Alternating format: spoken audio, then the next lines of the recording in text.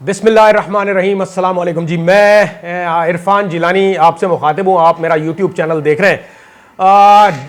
जिस वक्त दोस्त मज़ारी की रूलिंग जैसे ही आई पंजाब असम्बली से, और उसने जिस तरह से काफ लीग के 10 वोटों को मुस्तरद कर दिया, इवन कैंडिडेट जो खुद परवेज़ इलाही थे उनके वोट को भी मुस्तरद कर दिया उसने, तो पीपल्स पार्टी के जियाले तो एक तरफ, नून लीग के जो पटवारी और नून लीग के जितने रहनुमा थे, खासतौर पे मरियम सफदर जो है वो, और बहुत सारे लोग अपने ट्विटर अकाउंट से ये ट्वीट करते रहे कि एक जरदारी सब पर भारी।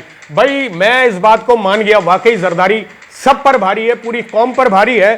30 साल से जिन भाइयों में कभी कोई झगड़ा नहीं हुआ था, उसने चौधरी शुजात हुसैन और चौधरी परवेज इलाही, इन दोनों भाइयों को 30 साल के बाद एक मुलाकात 2 घंटे जाके चौधरी शुजात के घर पे बैठा है, दोनों भाइयों को लड़वा दिया।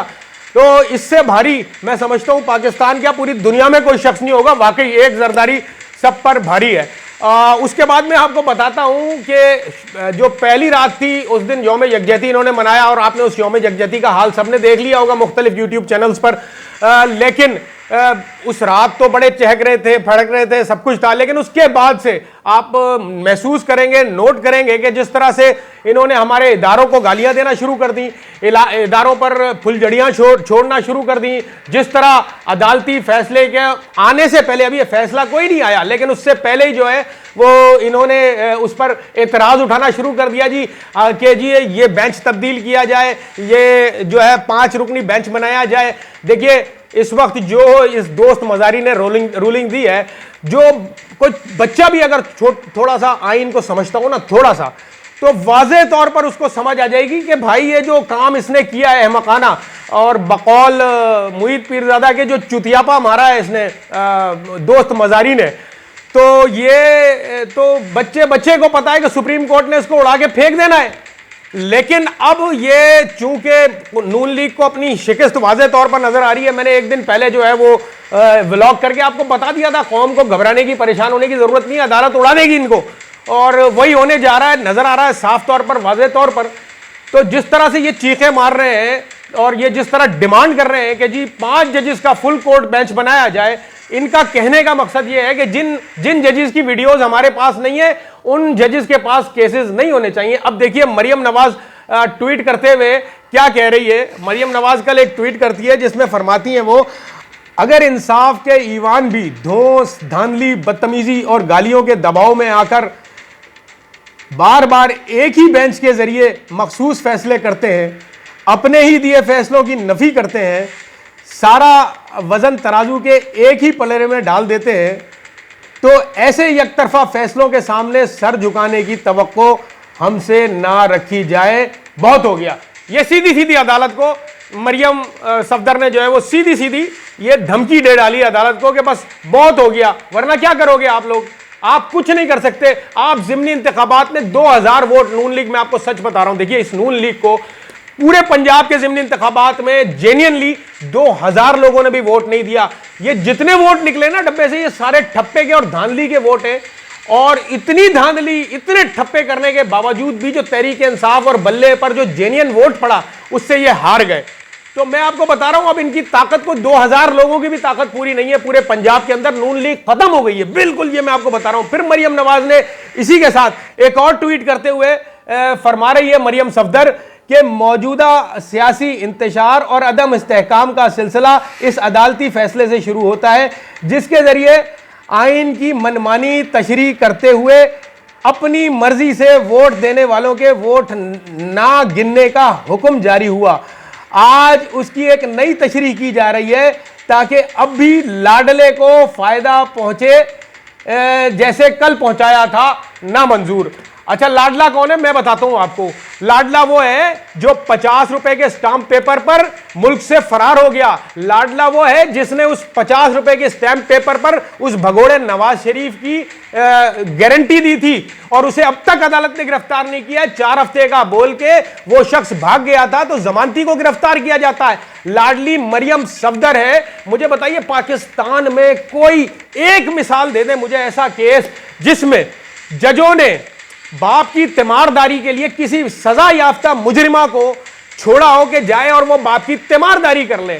तो आप लाडली थी, इसलिए आपको पाकिस्तान में अदालती निजाम से इस तरह की सहूलत मैसर हुई, वरना इधर लोग मर जाते हैं बेचारों को जमानतें और पैरोल नहीं मिलते जेलों से। तो आप तो लाडली है असल में कि आपको इस अदालत ने रिलीफ दिया। अच्छा, ना सिर्फ आपको रिलीफ दिया, तीमारदारी के लिए रिलीफ दिया, वो लंदन से आपका चोर बाप नवाज शरीफ जब लंदन भाग गया तो भाई अदालत ने इसे तीमारदारी के लिए जमानत दी थी, तो इस अदालत का फर्ज बनता है। मैं सवाल, देखिए सवाल तो करना मेरा फर्ज है, मेरा हक है। मैं सवाल करूंगा कि देखिए आपने जब तीमारदारी के लिए आपको जमानत मिली, तो जब वो बाप ही नहीं है आपका, वो बाप ही लंदन भगोड़ा हो गया है, तो फिर आप तीमारदारी किसके लिए कर रही हैं? अब किसकी तीमारदारी पे आप जमानत पर रहा है? मेरा सवाल है मोजिस जज साहिबान से कि सरकार इसे वापस क्यों गिरफ्तार करके अंदर नहीं डाला जाता? इसलिए मैं नहीं कह रहा, मरियम सफदर कह रही है कि लाडला, तो भाई लाडली तो आप हैं, लाडले तो आप हैं कि जिस शख्स पर फर्दे जुर्म आयद होनी थी 3 दिन के बाद उस शख्स को उसी दिन जो है वो वजीर आजम पाकिस्तान बना दिया जाता है। लाडले आप हैं। देखो भाई, केस ये बिल्कुल क्रिस्टल क्लियर है।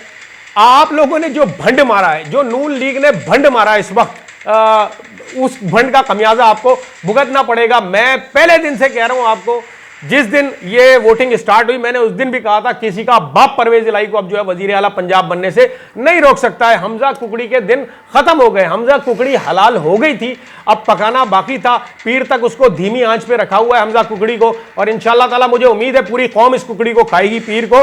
तो नून लीग का जो है वो किस्सा इस वक्त तमाम हो गया है। अब मैं एक अहम बात जो करना चाहता हूं वो ये है कि देखिए जी, अदालत आलिया ने, मोअज़्ज़िज़ अदालत ने, मैं बहुत एहतराम करता हूं अदालत का, ये जब डिप्टी स्पीकर पंजाब असम्बली ने रूलिंग दी कि इनके 10 लोगों के वोट इसलिए काउंट नहीं होंगे क्योंकि जी पार्टी काफ लीग के जो सरबरा हैं चौधरी शुजात हुसैन, उन्होंने एक खत पहुंचाया डिप्टी स्पीकर को। तो खैर वो खत उन्होंने अपने उन नुमाइंदगान तक नहीं पहुंचाया कि किसे वोट देना है, अव्वल तो उसकी गुंजाइश ही कोई नहीं आइन और कानून में।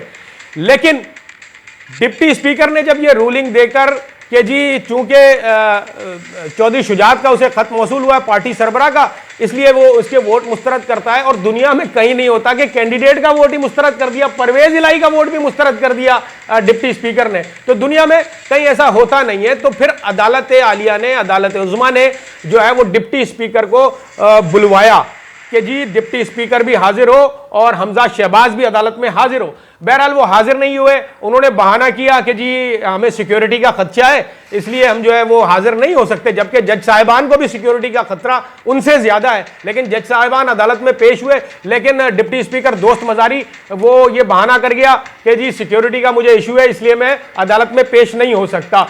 मेरा मुअज़्ज़िज़ अदलिया से, काबिल एहतराम अदलिया से, मुझ पे भाई तौहीन अदालत नहीं लगा देना। मैं छोटा गरीब आदमी हूं, छोटा सा, मेरी गर्दन छोटी सी है, लेकिन पाकिस्तानी हूं। सवाल जरूर करूंगा कि सर आप जब पंजाब असम्बली के डिप्टी स्पीकर दोस्त मजारी को तलब कर सकते हैं उसकी रूलिंग के बारे में सवाल करने के लिए, तो सर आपने उस रात कौमी असम्बली के डिप्टी स्पीकर कासिम सूरी को क्यों तलब नहीं किया था कि आपने ये जो रूलिंग दी है ये किस बिना पर दी है? जबकि कासिम सूरी आपको, सब पूरे पाकिस्तान को पता है, सबको कहता रहा है कि साइफर की बुनियाद रखकर मैंने ये रूलिंग दी है क्योंकि ये एक साजिश हुई है पाकिस्तान के खिलाफ, इसलिए मैं इस अदम इत्मीनान को उड़ाकर फेंक रहा हूं। लेकिन आप लोगों ने कासिम सूरी को तो बुलाया नहीं। सर आपकी मर्जी है, मैं इस पर कोई आवाज नहीं उठा सकता, लेकिन एक सवाल है जो मैं एक आम पाकिस्तानी की हैसियत से मेरे जहन में आया है और बहुत सारे लोगों के जहन में यह सवाल उठता है कि सर आपने पाकिस्तान तहरीक इंसाफ के कासिम सूरी को तो नहीं बुलवाया था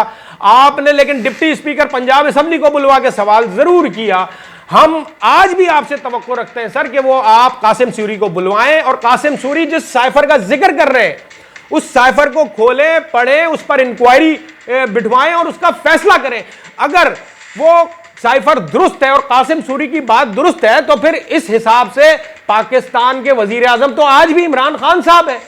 लेकिन बहरहाल आपने फैसला दिया कि जी फौरी तौर पे जो है दूसरे दिन जो है आपने वोटिंग का हुक्म दिया, और चूंकि अदालत मोतबर है, पाकिस्तान तहरीक इंसाफ के तमाम रुकन की नजर, अरकान की नजर में अदालत मोतबर है और इमरान खान साहब को भी अदालत का हर फैसला मंजूर है, तो बहरहाल उसको तस्लीम किया और पूरी कौम ने सर तस्लीम कम किया। एहतजाज हमारा हक है, वो पूरी कौम कर रही है और करेगी। अब एहतजाज कैसा होना चाहिए, किस किस्म का होना चाहिए, ये तो कौम ही डिसाइड करती है और कौम ही आगे चलकर डिसाइड करेगी। लेकिन मैं इतना बताना चाहता हूं, देखिए कौम का पैमाना इस वक्त लबरेज हो चुका है और मैं इस वक्त गुजारिश करूंगा मोजेस जज साहिबान से, अगर मेरी ये वीडियो वहां तक पहुंचे, सर देखिए आप लोगों से इंसाफ की तवक्को है, खुदा की कसम हमारे दिल में कोई आप लोगों के लिए बुग़्ज़ नहीं है। आप लोग जब अच्छे फैसले देते हैं कौम आपके साथ खड़ी होती है, जब आप कौमी उमंगों के मुताबिक फैसले देते हैं कौम आपके साथ खड़ी होती है। लेकिन एतराज़, अदालत के फैसलों पर एतराज़ करना हमें कानून और आइन भी इजाज़त देता है, जो पुराने फैसले हो गए।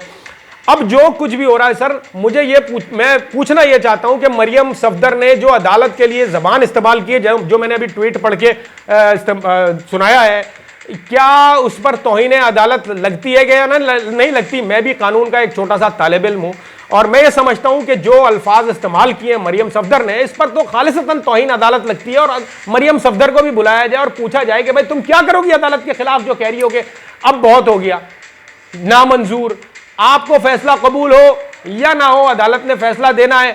अदालत को खुलेआम ब्लैकमेल कर रही है मरियम सफदर।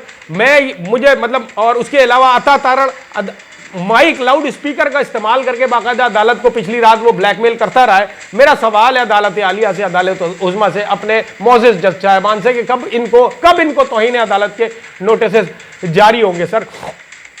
खैर अब भी मुझे उम्मीद है इंशाअल्लाह ताला, क्योंकि ये क्रिस्टल क्लियर है केस, बिल्कुल बच्चे को मालूम है कि जो कुछ दोस्त मजारी ने किया ये गलत था और इंशाअल्लाह ताला हमजा कुकड़ी जो है वो पीर तक फारिग हो जाएगा। वैसे गिला हमें इधर भी है, मरियम नवाज तो लाडला कह रही है, अगर हम लाडले होते तो जो फैसला उस रात को तहरीक इंसाफ की हुकूमत के लिए आया था, आज उसी फैसले, वही सेम केस में 3 दिन लगा दिए अदालत ने, जबकि तहरीक इंसाफ की हुकूमत के खिलाफ वही फैसला एक रात में हो गया था। बहरहाल जी, मैं आज भी अपनी अदालतों पर पूरा भरोसा करता हूं, पूरा एहतराम करता हूं, फैसला जो भी होगा हम उसका एहतराम करेंगे, लेकिन एहतजाज हमारा हक है। मैं सिर्फ अभी कौम को यह बताना चाहता हूं, देखिए कौम को भी बताना चाहता हूं और जो मुख्तदिर हल्के हैं वो भी सुने मेरी बात को। हम आपके दुश्मन नहीं है भाई, हम पाकिस्तानी हैं। आप हम में से हो, हम आप में से हैं। पाकिस्तान का मतलब क्या? ला इलाहा इल्लल्लाह। तेरा मेरा रिश्ता क्या? ला इलाहा इल्लल्लाह। तो हम आप में से, आप हम में से हैं। मैं सिर्फ बताना चाहता हूं कौम का सब्र का पैमाना लबरेज हो गया है। ये एक छोटा सा क्लिप है, ये देखिए, और मैं पूरी जिम्मेदारी से ये बात कर रहा हूं, तहरीक इंसाफ के रुकन होने के नाते पूरी जिम्मेदारी से ये बात कर रहा हूं कि ये जो क्लिप मैं शेयर करा रहा हूं इसमें तहरीक इंसाफ का कोई भी रुकन नहीं है। ये आम अवाम है, ये आम अवाम के जज्बात हैं, जिससे आपको महसूस होगा, अंदाजा होगा कि अवाम का सब्र का पैमाना लबरेज हो चुका है। ये क्लिप देखिए जरा, वीडियो क्लिप। कैंडिडेट को वोट कैंसिल, मतलब कौन से जहां में रह रहे हो? बहुत ज्यादा गुस्सा है मुझे तो। अभी सामने थे, मैं इनको मार डालूं 2-4 को, तो फिर जेल ही है ना।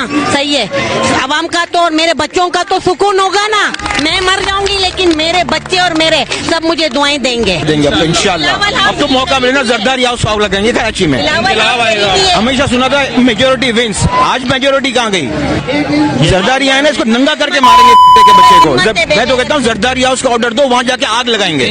अवाम अब निकलेगी, अवाम बेजार हो चुकी है। इन्होंने महंगाई का तूफान लाया और इन्होंने बड़े बड़े पाकिस्तान की मईशत तबाह करी। बड़े बड़े स्टार्टअप आप देखेंगे इस महीने के अंदर बंद हुए। 3.5 साल में जितनी बड़ी फंडिंग हमने प्रीसीड फंडिंग ली थी वो तो आपने देखा किस तरह कौम इस वक्त गुस्से में है। और आप यकीन करें, मैं तो जिस शहरी से भी मिल रहा हूं उसका गुस्सा जो है ना वो इस वक्त इसी तरह से उरूज पर पहुंचा हुआ है। यकीन करें हमारे भी जज्बात कुछ ऐसे ही हैं।